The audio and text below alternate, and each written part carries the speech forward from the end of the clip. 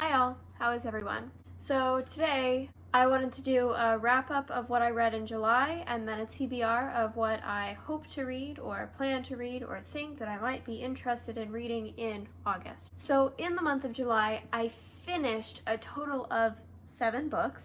I also started 2 more books, so I'm just going to talk about that in mostly chronological order. So the first book that I completed in the month of July was The Blood Mirror by Brent, and this is the 4th book in the Lightbringer series, which I have on my shelf here. And this is a high fantasy series that's magic system centers around light and color.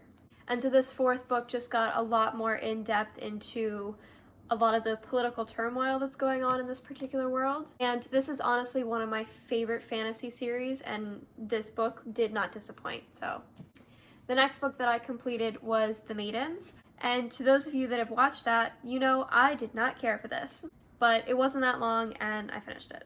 The next book was Malibu Rising by Jenkins Reid, and this was actually really good. I really enjoyed this one. So I've also done a review of this book on this channel. So for more in-depth thoughts and analyses, go check that out. But this book was basically just centered around one particular family that is pretty famous, and it takes on the point of view of each individual family member and their different struggles and dreams and aspirations and all that. And the book takes place in the 80s over the span of 24 hours, and basically how that 24 hours changes the course of their lives. So highly recommend this book if you haven't picked it up already. It is definitely worth the read. Then I read The Midnight Library by Haig. I am very sorry if I mispronounced that. And this one has been popular on BookTube for quite some time now, but I haven't picked it up until now. And I definitely understand its popularity now. It was very good, very enlightening, really makes you think. And the basic synopsis of this is that the main character, Nora, has died and gone to this midnight library. And she is disappointed with the life that she lived and is filled with many regrets and many things that she wished she had done differently. And the Midnight Library is filled with a bunch of books that show her how her life would have been different and the life she would be living now if she had made different choices. And it's basically about accepting your lot in life and doing your best not to live with regrets. The next books were Hunger and Lies. This is the 2nd and 3rd book in the Gone series by Michael Grant. And this I would describe as like a science fiction Lord of the Flies, because it deals with like radiation and supernatural mutations, but also what happens when children are left alone and the governments that they'll try to come up with, the crimes that they'll commit to stay alive or just because they want to, and basically just trying to figure out how to survive. I feel like I don't hear this series talked about enough on YouTube, but it is so good and I don't understand why nobody's talking about this, because it's definitely a big series. There are 6 books in the series and they're all pretty hefty. They're like 500 pages. However, I highly recommend these. So the last book that I completed in the month of July was My Dark Vanessa. Sorry, I am missing the dust jacket for it, but I think it looks just fine without it. And this was by Kate Elizabeth Russell.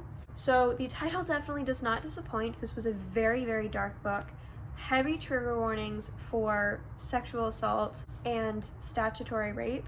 So this book follows the main character, Vanessa, in 2 timelines. One where she is a young girl in school in an abusive relationship with one of her professors, and the other when she is older and looking back on that relationship and realizing, 1, how abusive it was, and 2, how it has overall affected her life. And I think this book was very well done. It was very difficult to get through because the subject material was so dark and so incredibly troubling, but it is definitely one that brings attention to a very difficult subject, and I think if you can stomach it, it's a very good book to read. And then lastly, I have begun reading but not yet finished Plague by Michael Grant, which is the 4th book in the Gone series. And then Outlander, which I'm sure everybody and their uncle is familiar with by now, but it's by Gabaldon. And I had started reading this book when I was like 13 or 14, so probably a little young to be reading the book to begin with, but I felt like the writing wasn't really my taste at the time.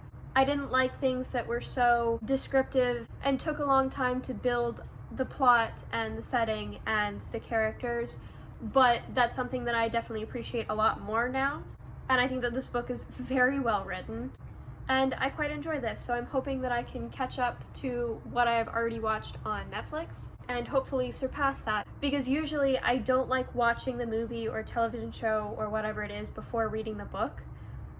But I thought, oh, I'll just give it a try because I didn't like the book, and now I realize that I do like the book, so let's do that over, and I'm gonna try and read the series before actually watching the show, because it is quite good. Alright, so I do have a couple books that are on my TBR.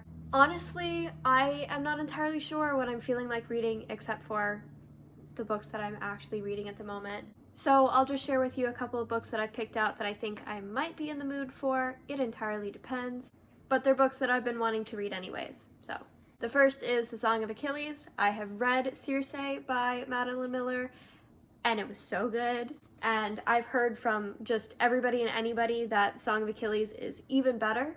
And I'm thinking, if you can top Circe, I gotta read it. So I absolutely love Greek mythology. Don't know if you can tell by the massive amount of Rick Riordan books that I own. And this also has a bit of a romance in it, a gay romance no less. So I'm here for that. And I'm really excited to read this. So I've also kind of been in the mood for like some classics, gothic kind of stuff. So I have on my list Jamaica Inn by Daphne DuMaurier and A Tale of Two Cities by Charles Dickens. So this one, if you're unfamiliar with it, is set during the French Revolution. And honestly, one of the reasons I really want to read it is it was referenced a lot in the Infernal Devices series. So I kind of want to read it now. And then I've read Rebecca by Daphne DuMaurier, and I really liked that book. So I thought I'd pick up another one of her books. I've also kind of been in the mood for historical fiction recently, so I thought I'd pick up The Miniaturist by Burton. And this is set in the 1600s, and I think has a bit of a fantastical element to it, which I'm always here for. Other than that, I don't know a whole lot about it, but I am intrigued. And then I was thinking if I was in the mood for more fantasy, high fantasy, all that kind of thing, I could either go with Lady Midnight by Cassandra Clare. I don't have the dust jacket for this either, so sorry. Or Mistborn by Brent and Sanderson, which I know everybody on BookTube has read. I have not read it yet. I've only heard amazing things about it, but for some reason I haven't picked it up yet. So we'll see if this is the month. And lastly, books just fell over. And lastly, I wanted to mention that I did pick up Emma and read the first 150 pages of it this month as well. And I DNF'd it. I am so sorry.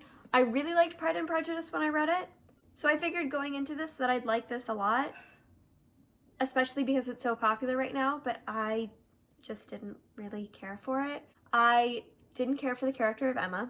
I thought, yep, she's definitely very spoiled, very self-absorbed, and isn't very kind towards poorer people, which not everybody can be born so lucky. And I fully understand that that's the point, and I fully understand that it's satirical. However, it wasn't my cup of tea. I didn't really care for it, and I felt like certain parts dragged on just a little too long that could have been condensed really easily. The book did not need to be as long as it was. Yeah, I didn't care for it. Alright, so that was my July wrap-up and August TBR. If you've read any of these books or hope to read any of these books, let me know what they are and what your thoughts on them were in the comments. Bye everyone!